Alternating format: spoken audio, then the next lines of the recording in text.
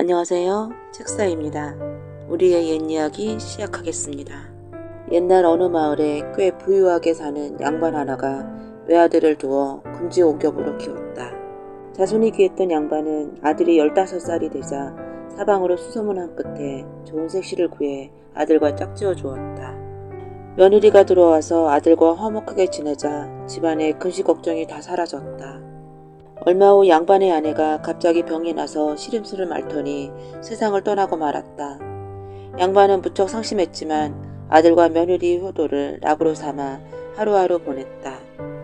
그런데 이번에는 아들이 갑자기 병에 걸리더니 약도 제대로 써보지 못한 채 세상을 떠나는 것이었다. 그때까지 자손도 한 명 없었다. 아들이 그렇게 힘없이 죽어버리자 양반은 인생살이의 도무지 뜻을 잃고 말았다. 그는 벼슬을 다 버리고 지방으로 낙향해서 술을 벗삼아 나날이 보내기 시작했다. 며느리의 신세는 더 딱했다. 신혼의 제비를 충분히 늘어보지도 못한 채 성상가부가 되어 시아버지를 모시며 산다는 것이 젊은 여인으로서는 너무 큰 고통이었다. 그나마 시아버지가 돌아가시고 나면 외톨이로 살아야 할 형편이었다. 시아버지는 그런 며느리를 볼 때마다 마음이 안 좋아서 쯧쯧 혀를 차곤 했다. 젊으나 젊은 것이. 어느 날 양반은 며느리를 불러서 말했다. 내가 귀한 친구를 불렀으니 좋은 술과 음식을 장만하도록 해라. 날짜가 다가오자마자 며느리는 정성을 다해 좋은 술과 음식을 준비했다. 하지만 막상 그날이 되어도 손님은커녕 사람의 그림자도 보이지 않았다. 이제나 저제나 기다리다 보니 날이 저물어 밤이 되고 말았다. 아가, 준비해둔 음식을 내오너라. 그냥 우리끼리 먹자꾸나. 며느리가 주한상을 차려서 들어가자 그는 며느리한테 술을 따르라고 하였다. 전에는 그런 일이 없었던 터라 놀라면서도 며느리는 거역하지 못하고 술을 따랐다.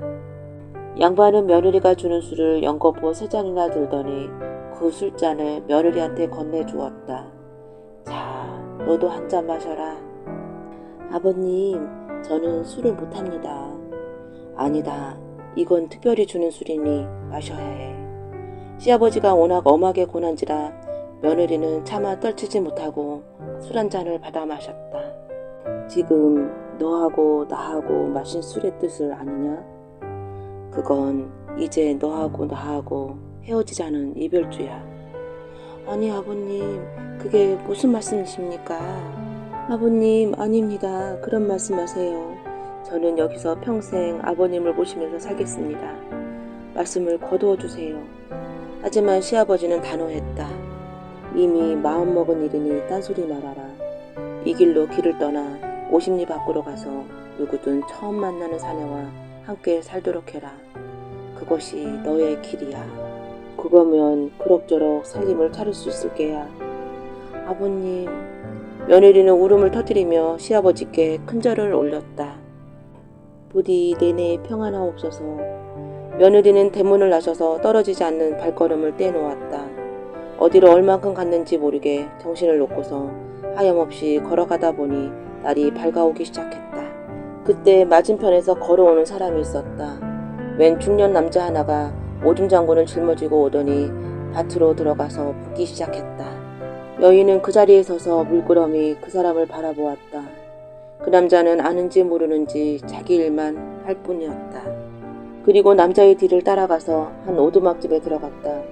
그 집에는 관연한 처녀 하나가 밥을 짓고 있었다. 저분이 부친이신가요? 그렇습니다만 새벽부터 웬일이세요? 말 못한 사정이 있습니다. 여자는 마치 자기 집에 들어온 양 사람들을 챙기면서 처녀와 함께 밥을 차리기 시작했다. 그날 저녁 사내가 들어와 여자를 발견하고서 던지듯이 한마디를 했다. 여긴 당신이 머물 곳이 아닙니다. 돌아가세요. 그러자 여자가 기다렸다는 듯이 말을 받았다. 당신과 할 얘기가 있습니다. 내 말을 들어보세요.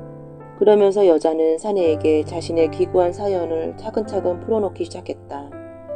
저는 시아버지 뜻을 어길 수가 없는 사람입니다. 저를 당신의 아내로 받아주세요. 그러자 사내가 곤란한 표정을 지으며 말했다. 나도 한때는 글을 읽는 선비였지만 집이 몰락해서 이렇게 공군하게 되었소. 나이가 이미 40이 넘는 데다가 당신과 같은 또래의 딸을 데리고 살고 있어요. 나는 당신을 거둘 수가 없습니다. 나이 40이면 아직 한창입니다. 집은 옮기면 되고 따님은 혼처를 정해서 시집 보내면 될 일이에요. 그렇게 되어도 저를 물리치실 건가요? 글쎄, 그건... 여자는 시아버지가 챙겨준 폐물을 장에다 내다 팔아 돈을 장만해서 방이 3개나 되는 새 집을 샀다. 그리고 사내와 처녀를 그 집에 들게 하였다. 이제 남은 건 처녀의 혼사 문제였다. 아가씨는 왜 여태껏 시집을 안 갔나요? 저 같은 가난배기를 누가 데려가겠습니까? 또 그런 사람이 있다 한들 홀로 계신 아버지를 두고 저 혼자 어찌 시집을 가겠습니까? 들어봐요. 이제 내가 이 집에 왔어요. 아가씨가 시집을 가면 내가 아버지와 짝을 이루어 살게 되죠. 그러니 좋은 혼처가 나서면 시집을 가는 게 좋지 않겠어요? 아버지 뜻이 어떠신지. 그러자 사내가 말했다. 나는 내가 관연토록 시집을 못 보낸 것이 한이었으니 이를 게 있겠느냐. 내 혼사라면 내가 발벗고 나서야 할 일이야. 그러자 여자가 나서서 말했다. 내가 중매쟁이가 되지요. 내가 알고 있는 좋은 혼처가 있습니다. 누군가 하면 바로 저희 시아버지지요. 나이는 50 가까이 되셨지만 아직 건강하신 데다가 재산도 있고 명예도 있으시지요. 무엇보다도 마음이 곱고 따뜻한 분이시랍니다. 분명 아가씨를 행복하게 해주실 거예요. 그 말을 들은 아버지와 딸은 서로 물끄러미 얼굴을 마주 보았다. 그리고 말없이 고개를 끄덕였다. 딸은 아버지 생각을 하고 아버지는 딸을 생각해서 그렇게 결정을 한 것이었다. 여자는 그 길로 부녀와 함께 시아버지한테로 갔다. 며느리가 돌아오는 것을 보고 시아버지는 깜짝 놀라면서도 눈물을 흘리며 반가워했다. 며느리가 떠난 뒤로 무척이나 쓸쓸하게 세월을 보내던 터였다. 아버님, 저는 아버님 덕에 짝을 만났습니다. 아버님도 재혼하셔서 새로운 삶을 시작하세요.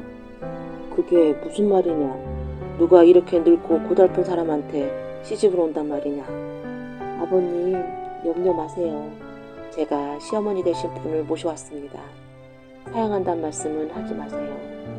아버님이 재혼을 사양하시면 저도 새로 만난 짝과 헤어지겠습니다. 며느리는 사내와 딸을 시아버지와 만나게 했다.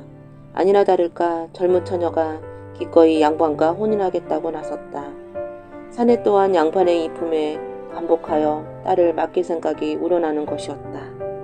그렇게 해서 며느리는 사내와 혼인을 하고 시아버지는 사내의 딸과 혼인하게 되었다. 시아버지는 재산을 갈라 사내의 집에 주어서 두 집이 함께 잘 살 수 있도록 했다. 이후 시아버지 집은 이남 일녀를 두고 며느리 집은 일남 일녀를 주어서 다 잘 키웠다고 한다. 전날의 시아버지와 며느리 관계가 뒷날에 이르러 사위와 장모가 된 셈이니 그들은 서로 어떻게 대했을까. 양반의 집에 왔을 때는 시아버지와 며느리로 지내고 사내의 집에 왔을 때는 장모와 사위로 행세했다고 한다. 옛날 어느 마을에 가난한 사람이 살았다. 두 부부가 슬하에 자식이 없어 항상 쓸쓸하게 지내면서 부부는 함께 열심히 정성을 들였다. 어느 날 삼신산에서 그 부인이 빌고 있다가 잠깐 잠이 들었다. 그런데 한 노인이 나타나 너의 정성이 지극하니 애를 낳게 해주겠다. 내가 돌아가는 길에 산삼이 한 뿌리가 있을 터이니 그것을 캐어 먹으면 자식을 갖게 될 것이다. 이렇게 이르고는 사라졌다. 부인이 깜짝 놀라 깨어보니 꿈이었다. 그래 꿈에 가르쳐준 곳으로 가보니 과연 삼이 있었다. 그것을 캐어가지고 집으로 와 남편한테 꿈 이야기를 한 후 삼을 다려 먹었다. 그랬더니 정말로 태기가 있어서 옥동자를 얻게 되니 두 부부는 웃음 속에서 세월 가는 줄 모르고 살았다. 이 애가 자라 7, 8세가 되었기에 공부를 시키려고 서당으로 보냈다. 그런데 하라는 공부는 하지 않고 활을 만들어 사냥만 다녀 항상 부모에게나 선생에게 종아리를 맞기 일쑤였으나 여전히 공부는 안 했다. 제 나이 17이 되어도 제 이름 한자 똑똑히 쓰지 못했다. 그러던 게 어느 날 아버지 앞에 와서 무릎을 꿇더니 과거를 보러 가겠으니 허락해달라고 하는 것이었다. 하도 조르는 바람에 가산을 털어 활을 사주었다. 이 애가 과거를 보러 가는 도중에 날이 저물어 어떤 집에서 자게 되었는데 그 집엔 예쁜 처녀가 있었다. 그 주인 영감이 아이를 보니 매우 똑똑하게 생긴지라 일부러 딸에게 접대를 시켰으나 아이는 처녀가 들어오면 호통을 쳐 내보냈다. 그 다음날 길을 떠나려고 문을 여니 처녀가 문턱에서 목을 메어 죽어 있었다. 하는 수 없이 과거장에 가긴 갔다. 활은 간역에다 다섯을 정중으로 맞춰야 하는 것이었다. 자신만만한 아이는 자기 차례가 되어 활을 쏘니 조금도 빈틈없이 셋은 명중이 되었다. 그리고 네 번째 화살을 쏘는데 난데없이 회오리 바람이 일어 화살이 중간에서 꺾이고 말았다. 그래 결국 과거에 떨어지고 말았는데 이 과거는 3년 만에 한 번씩 보는 것이었다. 그러나 과거를 볼 적마다 셋은 정중에 맞고 네 번째 화살에 가서는 꺾어지고 말았다. 하도 이상해서 점쟁이에게 물으니 처녀의 죽은 귀신이 악마가 되어 술적마다 방해를 놓는다는 것이었다. 나이 30이 넘어가지고 또 과거 시험을 보러 갔다. 셋은 여전히 마치고 네 번째 화살을 쏘려고 하다가 울음이 나와서 서 있었더니 온님이 이상히 여겨 그 우는 곡절을 물었다. 이제까지 일을 자세히 이야기하니 온님은 정중으로 마친 것을 거두고 다시 쏘라고 하여 다시 2번을 쏘니 백발백중이었다. 먼저 거둔 살과 합해 과거에 급자하였는데 갑자기 공중에서 악기가 울면서 온님의 꾀에 넘어갔다고 온통해 하며 도망쳐버렸다. 그때부터 신규한 꾀를 내면 귀신이 곡할 노릇이란 말이 생겨났다고 한다. 옛날 한 시골 마을에 부자가 살고 있었다. 집도 있고 땅도 많아서 부족한 건 없었는데 슬하에 자식이 없는 것이 큰 한이었다. 좋다는 방법은 다 써보았지만 나이 40이 넘도록 아이를 갖지 못했다. 어느 날 남편이 시무룩한 모습을 하고 앉아있는 것을 보고 아내가 말했다. 첩을 들이면 자식을 볼 수 있을 테니 그리 하시지요. 그러자 남편의 낯빛이 저절로 환하게 바뀌었다. 정말 그러면 자식을 얻을 수 있을까? 그러겠지요. 그러자 부자 남편은 사방으로 사람을 놓아 첩을 구하기 시작했다. 오래지 않아서 마음에 드는 여자를 찾아서 첩으로 삼았다. 따로 작은 집을 하나 얻어서 살게 하면서 틈나는 대로 첩의 집을 드나들었다. 그런데 아기를 가진 것은 뜻밖에도 새로 들어온 첩이 아니라 본처였다. 본처는 임신한 지 10달 만에 떡두꺼비 같은 아들을 순산했다. 첩도 아닌 본처한테서 아들을 얻은 부자는 입이 짝 벌어졌다. 아기를 보느라 첩의 집은 찾아갈 생각도 하지 않았다. 부자가 찾아오지 않자 첩은 그만 안달이 났다. 남몰래 이리저리 아기를 해칠 기회를 엿보던 첩은 어느 날 부자 집안 식구가 다 집을 비운 사이에 혼자 잠자는 아이를 슬쩍 들어다 광 속에 된장 항아리 속에 파묻어 죽이고 말았다. 아기가 사라지자 부자 집에는 온통 야단이 났다. 하지만 사방을 샅샅이 뒤져보아도 아기는 찾을 수가 없었다. 찾다가 지친 부자는 크게 실망을 해서 집에 들어올 맛을 잃어버렸다. 여자가 얼마나 칠칠치 못하면 제 자식을 잃어버린다. 부자는 그렇게 투덜거리면서 첩의 집으로 향했다. 그 후 그는 본가에는 걸음을 끊다시피 하고서 첩의 집에서 살았다. 혼자 쓸쓸히 세월을 보내던 본처가 어느 날 광에서 된장을 퍼다 찌개를 끓였는데 이상한 냄새가 나서 입을 댈 수가 없었다. 된장이 왜 이렇게 됐지? 본처는 된장을 그냥 버릴 수가 없어서 쇠죽을 쓸 때마다 된장 한 사발씩 섞어 쓰어 암소에게 먹였다. 얼마 안 가서 된장은 전부 암소의 뱃속으로 들어갔다. 그런데 된장을 먹은 암소가 뜻하지 않게 새끼를 베어 조그만한 송아지를 낳았다. 등허리에 금무늬가 얼룩진 예쁜 송아지였다. 송아지가 너무 귀여워 안아주자 송아지는 본처의 품속으로 파고들어 젖을 찾아 빨기 시작했다. 신기하게 여긴 본처는 그날부터 금송아지를 자식처럼 데리고 자면서 젖을 먹였다. 본가의 암소가 된장을 먹고서 금송아지를 낳았다는 소문을 들은 첩은 송아지가 본처의 자식의 환생이라는 사실을 알아차렸다. 첩은 어떻게든 송아지를 죽여서 후환을 없애야 한다고 생각하고 한 가지 꾀를 냈다. 갑자기 자리에 누워 헛소리를 하면서 죽을 병에 걸린 환자처럼 행세했다. 아니 갑자기 왜 그러는가? 아무래도 세상을 하직하려나 봅니다. 내 소원 하나만 들어주어요. 이웃집 점쟁이가 용하다고 하니 한번 찾아가서 내봉 좀 물어봐 주세요. 부자는 당장 점쟁이한테 달려가 첩의 병에 대해 물었다. 허허, 이 병은 아주 어렵군요. 방법은 딱 한 가지밖에 없습니다.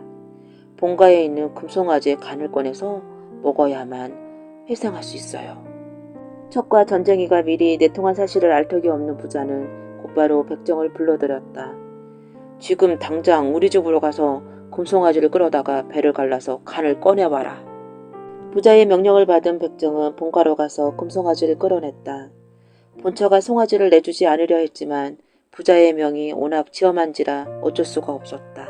백정은 숫돌에 스으스 칼을 갈면서 희끗 송아지를 쳐다보았다. 그런데 송아지 두 눈에서 눈물이 뚝뚝 떨어지고 있었다. 그 모습을 본 백정은 깜짝 놀랐다.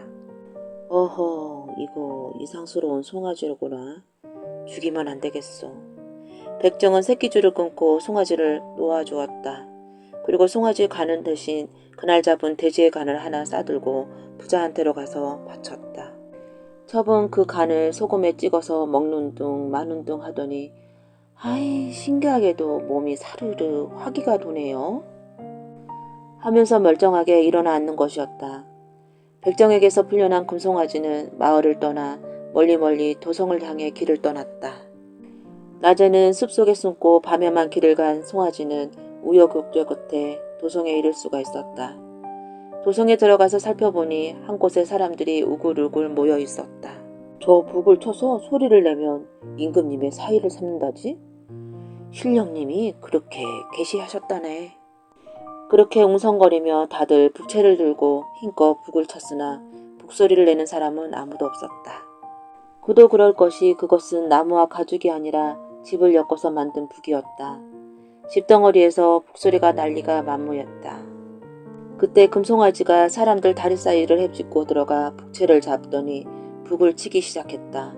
둥, 둥, 둥. 송아지가 북을 칠 때마다 북소리가 커다랗게 진동했다. 사람들이 깜짝 놀라서 야단법석을 떨었다. 송아지가 북을 쳤다는 소식을 전해 들은 임금님은 한참 고민을 하다가 공주를 불렀다. 얘야, 내가 꿈에 신령님의 가르침을 받고 집북을 치는 사람을 사위로 삼겠노라고 했는데 웬 송아지가 북소리를 냈으니 이를 어쩌면 좋겠느냐. 아바마만 한나라의 임금님이 어찌 한 입으로 두 말 하겠습니까? 그 송아지한테 시집을 가겠습니다. 이렇게 해서 금송아지는 공주와 혼례를 치르게 되었다. 공주와 혼례를 치르는 밤 금송아지는 신방에서 나오더니 어딘가를 향하기 시작했다. 이상하게 여긴 공주가 살짝 뒤를 밟아보니 송아지는 궁궐 뒤편 연못으로 향하여 가고 있었다. 연못에 다다른 송아지는 물속에 풍덩 뛰어들었다. 저런, 죽으려고 저러는가? 공주가 놀라서 연못으로 다가갔다. 그때 물속에 들어갔던 송아지가 연못 밖으로 모습을 나타냈다. 한데 그것은 송아지가 아니라 깎은 듯이 아름다운 한 명의 기공자였다. 공자는 깜짝 놀라서 눈을 동그랗게 뜨고 있는 공주에게 다가와 손을 잡았다. 이게 나의 본 모습이랍니다. 사람이 된 송아지는 임금과 공주에게 그간 사연을 이야기해 주었다. 이야기를 들은 임금님은 크게 놀라며 사위를 본가로 내려보내 부모를 찾아보게 하였다. 부모가 되어 고향으로 돌아온 아들은 어머니가 계신 본가로 향했다. 어머니, 저 왔습니다. 그 사이에 부쩍 늙은 어머니는 낯선 손님을 보고 의아한 포징을 지었다. 어머니라니 잘못 찾아오셨소. 나는 자식이 없답니다. 어머니, 저예요. 금송아지로 태어난 아들이 이렇게 돌아왔습니다. 그러자 어머니는 꿈인가 생신가 눈을 비비면서 마당으로 뛰어내려와 꿈에도 그리던 아들의 손을 잡고 눈물을 흘렸다. 부마는 첩의 집으로 가서 아버지를 뵙고 그간의 사연을 고하였다. 사건의 내박을 깨달은 아버지는 자신의 잘못을 깊이 뉘우치고 첩을 벌주어 내쫓고서 본가로 돌아왔다. 부마는 또 자신을 살려주었던 백정을 찾아가서 기쁜 사례를 하고 천한 신분을 벗어나게 해주었다. 그 후 금송아지 아들은 공주와 함께 부모를 모시면서 아들, 딸 많이 낳고 잘 살았다고 한다.